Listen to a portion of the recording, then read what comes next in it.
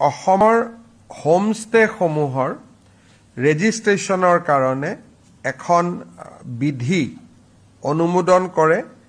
ইয়াৰ ফলত আমাৰ হোমষ্টে সকলে এটা নিৰ্দিষ্ট পোৰ্টেলত গৈ ৰেজিষ্টাৰ কৰিব পাৰিব আৰু প্ৰত্যেক 3 বছৰৰ মূৰে মূৰে তেওঁলোকে অটোমেটিক ৰিনিউৱেল কৰিব পাৰিব। আগতে হোমষ্টে মানে 6টা ৰুম থাকিব লাগিছিল, এতিয়া আমি হোমষ্টেত 8টালৈকে ৰুম আমি বঢ়াই দিছো আৰু তেওঁলোকৰ পঞ্জীয়নটো অনলাইন অটোমেটিক হ'ব পৰাকৈ আমি সুবিধা কৰি দিছো।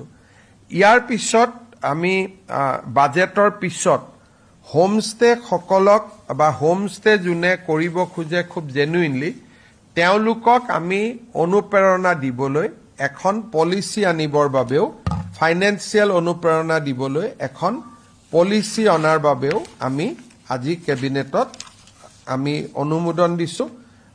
নিশ্চিতভাৱে আমাৰ বাজেটত সেই বিষয়ে উল্লেখ কৰা হ'ব।